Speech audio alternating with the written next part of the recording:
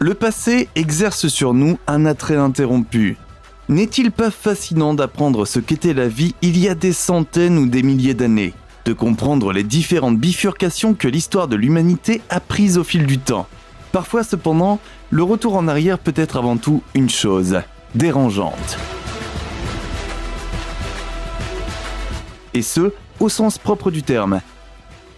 Ces dernières décennies, certains enregistrements nous ont montré des créatures grotesques, des coutumes étranges ou des destins invraisemblables. Aujourd'hui, nous voulons remonter la roue du temps avec vous et jeter un coup d'œil à plusieurs photos historiques qui nous captivent par leurs motifs uniques et leur histoire de fond émouvante. Avant de commencer, n'oubliez pas d'appuyer sur le bouton j'aime et d'activer la cloche de notification pour voir d'autres vidéos. Et restez jusqu'à la fin pour voir une photo du passé que vous devez voir pour y croire. La sirène fidjienne. Imaginez que quelqu'un prétende avoir vu une vraie sirène, mais ce n'est pas tout. La sirène des eaux n'a pas seulement été observée de loin en train de se faufiler dans les vagues, mais elle appartient à un forain qui se trouve actuellement dans votre ville. Ne seriez-vous pas prêt à payer un prix d'entrée, aussi élevé soit-il, pour voir par vous-même cette créature mythique et mystique? Eh bien, si ce spectacle a piqué votre intérêt, vous auriez probablement aussi bien attrapé P.T. Barnum en 1842. En tant que pionnier du cirque le plus important de la fin du 19e siècle, l'Américain était toujours désireux d'offrir à son public les attractions les plus aventureuses. Sans le savoir, Barnum était capable de tous les mensonges pour attirer les clients. Au début de sa carrière, il présente au public mondial la prétendue nourrice de George Washington, qui aurait 161 ans. Après la mort de la femme, il est rapidement apparu qu'elle avait tout au plus 80 ans. Le coup suivant de l'homme de spectacle a eu lieu en 1842. Un de ses complices se fait passer auprès du public pour un médecin londonien. Il annonce aux téléspectateurs rivés à ses lèvres que l'équipe de Barnum a réussi l'impossible. Elle a capturé une véritable sirène. La créature serait origine des îles Fidji, dans le Pacifique Sud. Attirés par cette histoire aventureuse, d'innombrables visiteurs affluent au musée américain de Barnum à New York. Cependant, ce que les gens y ont vu n'avait rien à voir avec les sirènes enchanteresses qui nous sont présentées dans Ariel et compagnie. En fait, le monstre venu des profondeurs de la mer avait le haut du corps d'un singe et le bas du corps d'un poisson. Avec ses mâchoires grandes ouvertes, révélant les crocs dénudés de la bête, la créature a frappé le public avec un mélange de peur et d'émerveillement. Mais ce que les admirateurs ne savaient pas à l'époque, c'est que la sirène des Fidji était un faux éhonté. La prétendue créature miraculeuse était donc en réalité constituée de parties de cadavres d'animaux cousus ensemble. Le navigateur américain Samuel Barrett avait déjà acheté la créature à des marins japonais 20 ans plus tôt. Après quelques détours, l'objet devient la propriété du musée de Boston, où Barnum en prend connaissance. En homme d'affaires avisé, le showman a vu son potentiel. C'est pourquoi il a décidé de louer la sirène pour ce qui était alors la somme princière de 12,50 $ par semaine. La seule chose mystérieuse concernant cette créature grotesque est la question de savoir où elle se trouve, car elle a disparu sans laisser de traces. Il est probable que l'original ait été détruit dans un incendie survenu dans la propriété de Barnum. Au fil du temps, de nombreux autres forains ont pris le train de la fausse sirène en marche. Certaines de ces créatures hybrides inquiétantes sont encore exposées au musée aujourd'hui. Photographie post-mortem. Lorsque nous devons dire au revoir à quelqu'un de cher, il est compréhensible que le monde s'écroule autour de nous. Parfois, nous nous permettons de regarder de vieilles photos de nos proches et de nous délecter des souvenirs heureux. À la fin du 19e siècle, les gens appréciaient également les photos de leurs proches, mais d'une manière totalement différente de la nôtre. Dans le contexte de la photographie post-mortem, les membres de la famille étaient capturés sur la photo après leur décès. Comme le taux de mortalité infantile était très élevé à l'époque, les enfants décédés en particulier étaient placés devant l'appareil photo. Les petits étaient souvent positionnés de manière à donner l'impression qu'ils dormaient. Dans d'autres cas cependant, des supports spéciaux étaient utilisés pour donner l'impression que le défunt était encore en vie. Il n'était pas rare que toute la famille se réunisse devant l'appareil photo. ce qui fait que l'on ne savait pas toujours immédiatement qui était le mort sur la photo. Pour comprendre le contexte de cette étrange pratique, il faut se pencher sur la réalité de la vie de l'époque. Aujourd'hui, chacun d'entre nous peut prendre une photo à tout moment. Mais à l'époque, la photographie était tout sauf banale. Souvent, les photos des défunts étaient les seules photos prises des enfants. Il en allait de même pour les portraits de famille. L'objectif était donc de présenter les défunts de la manière la plus réaliste possible. Par exemple, s'ils faisaient une courte sieste et se réveillaient à tout moment. Blanche Monnier. La Française Blanche Monnier était en quelque sorte l'exemple type de la fille de bonne famille. Elle était issue de l'une des familles les plus riches de sa ville natale. La fortune des Monnier était estimée à plus d'1 million de francs. Dans son entourage, Blanche est connue pour être une femme d'une beauté saisissante, après laquelle d'innombrables célibataires font le pied de grue. En 1874, cependant, la vie de Blanche va prendre un tournant dramatique et devenir un véritable enfer sur Terre. La jeune femme, alors âgée de 25 ans, déclare à sa famille qu'elle souhaite pouvoir épouser l'avocat Victor Kamel. Pour les parents de Blanche, cependant, cette demande constitue un sérieux choc. Victor n'est pas seulement beaucoup plus âgé que leur fille et appartient à une classe sociale différente. Il est également dans le camp politique ennemi, qui rejette le royalisme. Comme Blanche refuse de mettre fin à cette histoire d'amour interdite, ses parents prennent une mesure inhumaine. Ils ont enfermé la jeune femme dans une minuscule pièce au dernier étage, dont ils ont barricadé les fenêtres. La famille a déclaré à ses proches que Blanche était partie à l'étranger, mais selon d'autres sources, ils ont affirmé que la fille était morte de façon inattendue.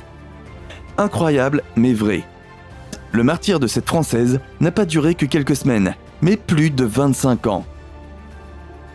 Une seule servante était autorisée à entrer dans la petite prison et à fournir à Blanche les produits de première nécessité. La servante a gardé le terrible secret de famille pendant de nombreuses années. Mais le moment est finalement venu pour elle de prendre sa retraite, et les nouveaux employés étaient beaucoup moins secrets que leurs prédécesseurs. Les premières rumeurs sur la femme emprisonnée commencent à se répandre dans le voisinage. Finalement, la police a reçu une lettre anonyme disant que quelque chose d'horrible se passait au domicile des Monnier. C'est ainsi que les fonctionnaires s'introduisent dans la propriété le 23 mai 1901 pour faire la lumière sur ces rumeurs. Ils ont finalement rencontré Blanche, qui avait maintenant 52 ans, au dernier étage. Dire que la femme faisait une image pitoyable serait un euphémisme complet. À ce moment-là, la prisonnière pesait moins de 30 kilos. Elle n'était pas vêtue et sa chambre était jonchée d'excréments, de restes de nourriture et de vermine. Une croûte de terre s'était formée sur la peau de Blanche, dans laquelle des asticots avaient proliféré. L'odeur qui se dégageait de la chambre était tout simplement insupportable. La femme gravement traumatisée était également incapable de parler. Elle n'émettait que des sons incompréhensibles. La photo de Blanche, qui a été publiée dans de nombreux journaux, a provoqué une réaction choquée de la population. La mère et le fils ont été immédiatement arrêtés. Le père n'était plus en vie à ce moment-là. Cependant, il n'y avait aucune trace de perspicacité. Lorsqu'elle a été arrêtée, la mère était outrée que la police s'immisce dans ses affaires familiales privées. 15 jours plus tard, elle est morte. Elle a succombé à une crise cardiaque. Le frère réussit à convaincre le tribunal de son innocence. Il n'aurait rien à voir avec l'emprisonnement de sa sœur. Blanche Monnier passe le reste de sa vie dans un hôpital psychiatrique. Elle y meurt en 1913, à l'âge de 64 ans.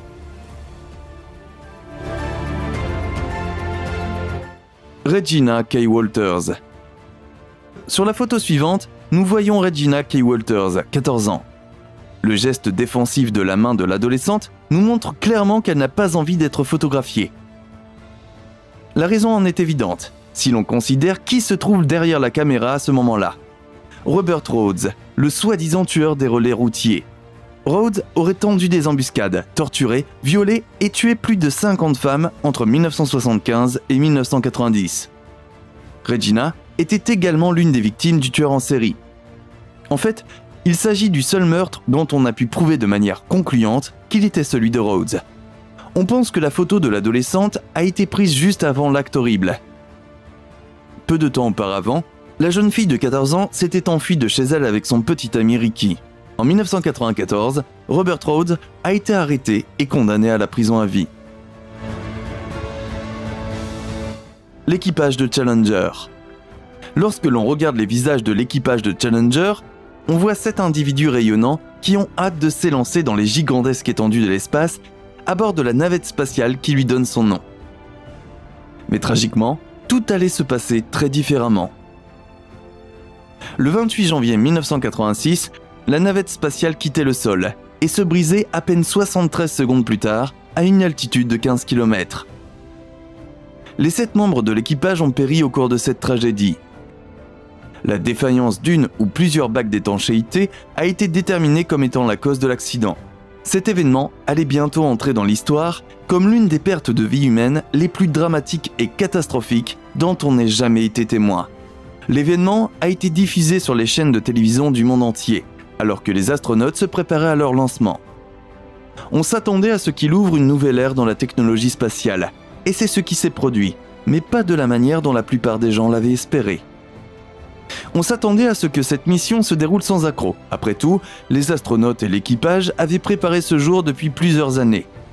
La capsule avait été inspectée de nombreuses fois et tous les systèmes avaient reçu le feu vert. Des hommes, des femmes et des enfants de toute la planète ont assisté au lancement, mais personne n'aurait pu prévoir qu'une explosion aussi terrible allait se produire. Bien que cette situation soit incroyablement malheureuse, elle a permis de faire prendre conscience de la nécessité de mettre en place des dispositifs de sécurité et des mesures d'inspection supplémentaires pour les projets futurs. Malheureusement, elle a jeté l'ensemble de la NASA dans l'ombre alors que le peuple américain commençait à perdre espoir dans le programme spatial. Très vite, les coupes budgétaires ont commencé à peser lourdement sur l'équipage et les ingénieurs, et beaucoup ont pensé que cela pourrait être la fin du programme spatial américain. Dans les années qui ont suivi cette catastrophe, la NASA a réussi à se remettre sur pied et à gagner la confiance du public. Cependant, personne n'oubliera jamais le jour où le monde s'est arrêté alors que des dizaines de milliers de personnes ont regardé avec horreur ces 7 astronautes perdre la vie. Keith Sapsford. Comme tant d'autres adolescents, Keith Sapsford avait le désir de rompre les liens de la vie quotidienne et de voir quelque chose du monde. En 1970, cet Australien de 14 ans décide de s'échapper de son pensionnat et de se faufiler dans l'aéroport de Sydney. Là, le fugueur a réussi à se cacher dans le logement de roue d'un avion à destination de Tokyo. Mais une chose terrible s'est produite peu après le décollage. Keith a fait une chute mortelle. La célèbre photo prise ce jour-là montre l'adolescent dans les derniers instants de sa trop courte vie. Mais tout cela est arrivé par accident. L'homme derrière la caméra, John Gilpin, attendait de monter dans l'avion. Pour passer le temps, il a pris quelques clichés de l'aéroport. Le destin a voulu qu'il appuie sur la gâchette au moment où Keith perdait pied et tombait. Hindenburg. Avec une longueur de 245 mètres, une vitesse de croisière pouvant atteindre 120 km/h et de nombreuses pièces confortables, le Hindenburg était l'un des dirigeables les plus avancés et les plus luxueux de son époque. La tâche principale de l'imposant Zeppelin était le service transatlantique, avec des allers-retours principalement entre Francfort, Rio de Janeiro et Lakehurst près de New York. Enfin, le 6 mai 1937, se produit la terrible catastrophe que nous associons toujours au Hindenburg, l'accident de Lakehurst. Lorsque le Zeppelin s'est posé vers 18h25, heure locale, un violent feu d'hydrogène a soudainement germé à l'arrière du dirigeable, qui s'est rapidement propagé et a finalement provoqué l'embrasement de tout le Hindenburg. Sur les 97 personnes qui se trouvaient à bord à ce moment-là, 35 n'ont pas survécu à l'accident. Les victimes ont succombé à leurs graves brûlures ou sont mortes après avoir sauté hors du Hindenburg en flammes dans leur panique. Il s'agit de l'une des toutes premières catastrophes télévisées au monde, et un commentateur a prononcé la phrase tristement célèbre « Oh, l'humanité ». Dans les jours qui ont suivi cette catastrophe, le monde a grandi et a beaucoup appris. Cependant, au moment de l'incident, personne n'aurait pu imaginer une issue pire. Tant de vies ont été perdues de manière insensée, mais heureusement, une autre catastrophe de ce type ne se reproduira jamais, du moins, pas dans un contexte aussi public. Maintenant, c'est votre tour. Quelles photos vous ont le plus attiré par leur histoire ? Nous nous réjouissons déjà de vos commentaires. N'hésitez pas à laisser un pouce bleu à la vidéo et à vous abonner pour rester informé à partir de maintenant. Enfin, jetez un coup d'œil aux autres posts sur notre chaîne que nous avons liés pour vous ici dans les crédits. Merci d'avoir regardé, passez une bonne soirée et à la prochaine.